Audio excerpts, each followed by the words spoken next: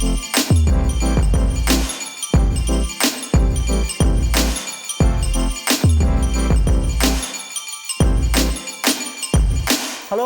and welcome to TBH Beyond Borders podcast. This is episode 2, and I'm here with Tim. Thank you so much for being here, Tim. Thank you so much for having me here. So, for those of you who don't know, Tim is the host of Fresh Crew Radio on the 4EB channel. Tim here is representing the Pasifika community, and I'm sure a lot of people, including me, aren't enlightened or informed a lot about the Pasifika community and culture. So this will be something that I would love to talk to you about. Yeah, definitely. So the first things that I want to talk about is that when we talk about international students, the one thing that we struggle with actively or passively is identity.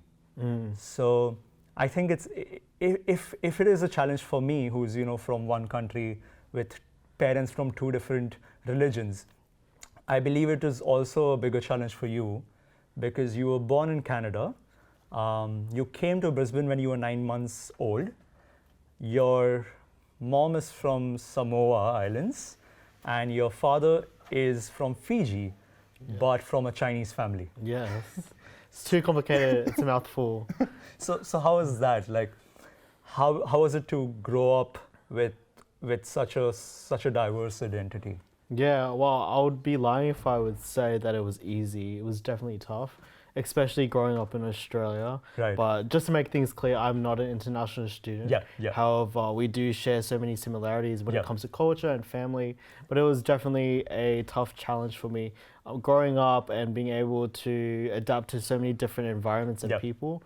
Especially the schools that I went to. I attended predominantly white schools throughout my whole life, and I attended private schools as well. So I think that just added to the complexity of being mixed Pacific Islander, not being born in Australia, but then being raised in Australia. So another layer of identity crisis would also come from the fact that as Pacific Islanders, the identity that you might share with Australia or Australians is not of the Australia that we see now.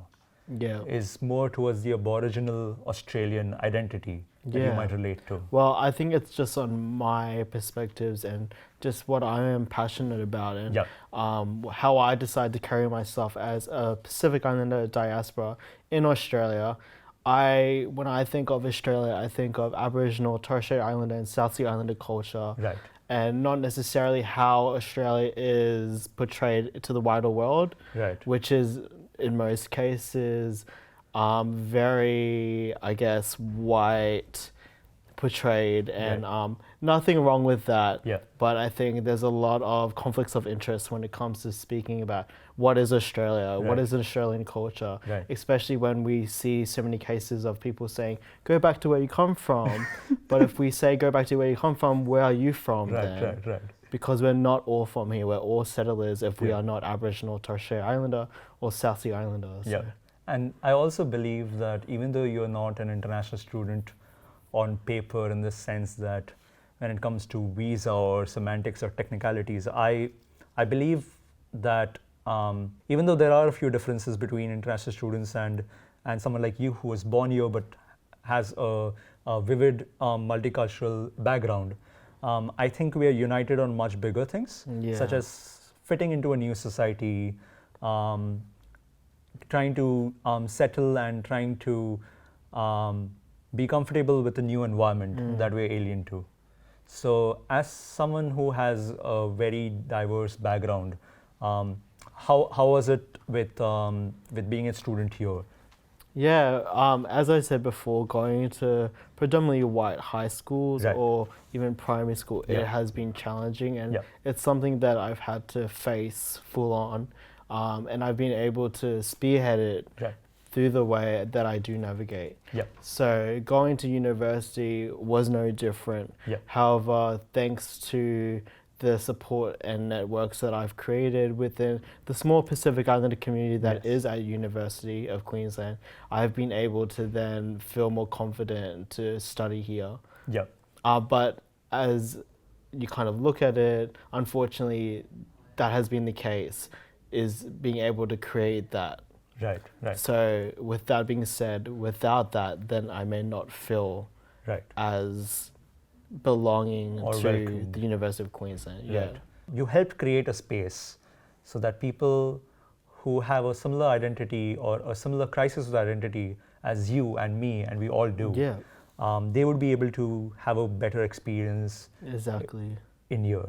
Yeah. Yeah. I have to ask, so your mom's from Samoa and your dad's from Fiji, although his ancestry comes from China. Yeah. So other than Australia, what country do you feel a liking to or connect to more? Yeah, so we were briefly talking about this just before, Yeah. but as I have grown up, I've come to terms with the idea that I don't actually feel that I belong to a specific country Right. or culture or ethnicity or even just community group when it comes to saying if I'm Samoan or Fijian. Yeah. For a lot of people, it's a lot easier for them just to say what they are because it's based off, one, what they were raised up with, even if they are mixed, Right. they're able to gravitate towards one or the other. But Right. in my case, it's always been a push or pull. And I always say this when people ask me this, but there's a song by MIA, I'm sure a lot of people know it, Paper Planes. Yeah. And as a music fan, I always like to look into so many different meanings behind songs, and the meaning behind Paper Planes is actually based off an experience of a corner store that she wrote Paper Planes Yeah. song, and the corner store kind of gave out visas, and it was something that was just so disposable. But the whole idea of Paper Planes was the idea of being borderless, Yeah. and not having things that kind of define you or border to where you can travel to. Right. Because So, again, yeah. MIA is, I think she's a Sri Lankan. She's a great example yeah, of who's now, who's lived in the US. exactly. Yeah. And to me, that story of Paper Planes really resonates Yeah, with me. yeah. So whenever I think of my identity, I always think of the song Paper Planes because I don't necessarily have borders to where I belong to. Right. It's quite open, and I'm able to conform in different spaces, but it's a blessing and a curse at the same time. Would you say, Tim, that you are beyond borders? I would say I'm beyond borders, no pun intended. But yeah. So, but I'm really happy that you mentioned the MIS song, Paper Planes, because the reason that the Indian community might know the song is because Yeah. it was widely used in this movie called Slumdog Slumdog Millionaire. Millionaire, yeah. And the entire scene where it's used, I think that Yeah. really It resonates encapsulates- with yeah, the song, and she has spoken about that scene Yeah. and how it has best projected to what the actual original music video was. So I really appreciate artists that help me feel like I resonate Yes, with that. yes. So shout out to MIA. Yeah. He's cool. Yeah. So speaking about borders and not feeling like you belong somewhere. Yeah. So other than the things that you've mentioned with your own struggles in being a Pacific Islander, although born in Canada, although living in Australia most of your life, what are the other challenges that students face? Not necessarily students who are from a different background but born here, but also students who actually come from the Pacific Islands to study here. I think it's one being language barriers, second being the pressures that come from their homes Right. and their communities back in the islands. Yeah. This idea that because in most cases, and I can't speak for all Pacific Islander international students, Yep. but they, for some of them, are the only Pacific Islander in their family that are representing their communities or family alone. So there's that pressure to succeed, and I have met a lot of other Pacific Islander international students that have really struggled at being at university, and it's that fear of failing in the face of their community, having to go back home with your head down saying I could not make it. Yeah. So it's about not only when we talk about the experiences on campus, but just so many different factors that impact their journey of just getting here in the first place. I mean, money is just another conversation, and even trying to get HECS, even if you have been living here for a very long time, is a completely different, dialogue. So Because that, I think, would also resonate with a lot of international students, is that for, if not most, then at least a significant number of us, it's you're the only person in the family who has gotten this opportunity. Yeah. And the opportunity actually comes with an unsaid, obligation to kind of do well to an extent that you can make everyone back home proud. Yeah. And to go back home not having done that, even after all the things that people back home trust you with, is devastating. So I understand that the pressure is that you do well here, or you have to go back and and live with it's a guilt in the sense that it's a guilt. Yeah. Because then a lot of people will look at you and say you were given this opportunity, but it's not until they actually experience what it means to come here, have to assimilate, have to adapt to a culture that isn't necessarily made for them, and it isn't necessarily made for them to succeed. So it's those complexities that I feel like a lot of international students have to go through that a lot of people don't understand. But it means that a lot of us that do live here, that are Pacific Islander, have to support. Right. So that's why we create groups such as University of Queensland South Pacific Islander Association, which I've been very heavily involved in for a long time. And great movements, just as this own podcast show as well. So opportunity to speak on these issues. Other than just sweeping it underneath the rug. So, while I do believe that being an international student is a challenge that has a lot of layers, I do think it's wonderfully beautiful when you get it right. That's how a lot of people, a lot of international students from different countries who do well, and when they take what they've learned and they create support groups or any kind of support system, be it a radio show or a youth program like you do, or various other means that guests on this podcast previously have showcased that they've done. It's really beautiful because you just make it easier and easier for students to come here. And you kind of guarantee that the experiences that you went through, if they were harsh, then you are kind of minimizing that for most students who come here. So that's why I thank you on behalf of all the Pacific Islander students. I think what you and a lot of other guests who've been on the show and a lot of other international students do, despite their own challenges, is amazing. So obviously you mentioned the motivation for starting the group that you did at UQ and also the radio show.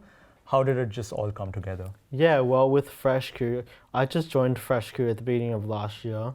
Fresh Crew has been on air for over 20 years, based in Kangaroo Point in Brisbane. So it's been a very progressive show in terms of helping empower youth, empower Pasifika emerging and established artists, and as well as emerging radio hosts, and emerging Pasifika community groups.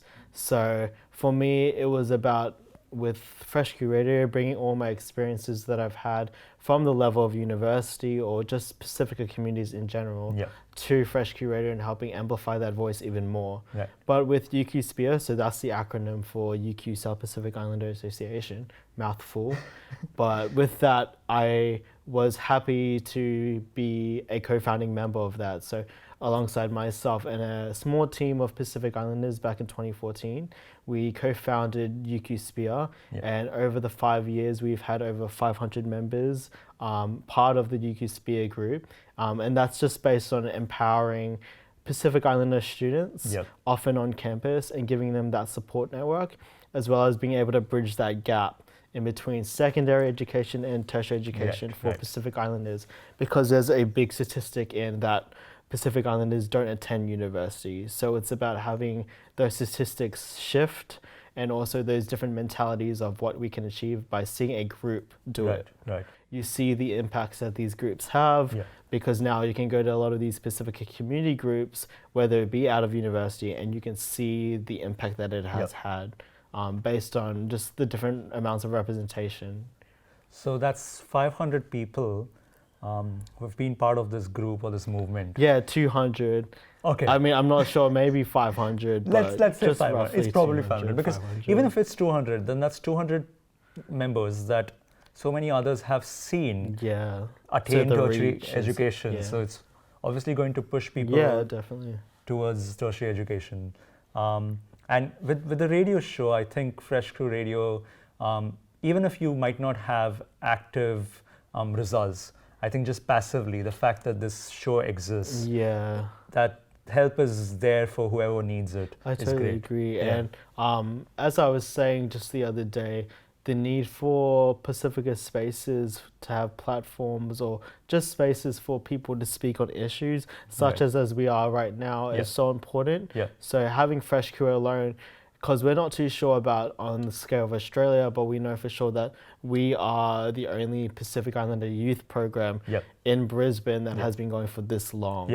So just much testament to a lot of the co-hosts that have come before us, and as well as a lot of the people in our community that have helped make that happen.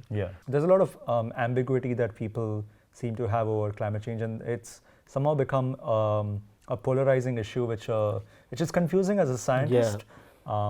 Just as in non-political terms, just as a scientist who can look at numbers and knows how data works just factually, it's something that you cannot deny. You know?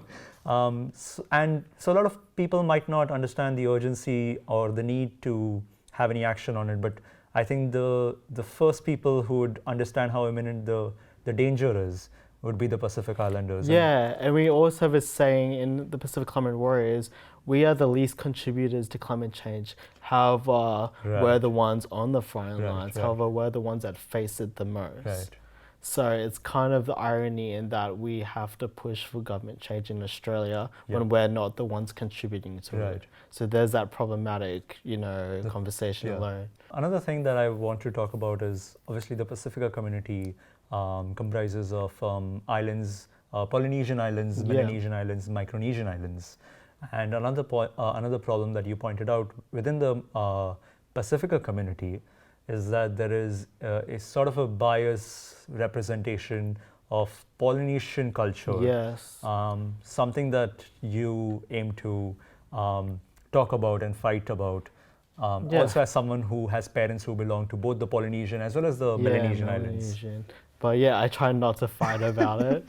But that's something I've always been really passionate about within Pacifica spaces, is making sure there is a very equal, diverse representation of Micronesian, Melanesian and Polynesian representation, especially within the climate movement. It's so important that we are representing that because Micronesia is on the forefront lines of climate change, not Polynesia as much.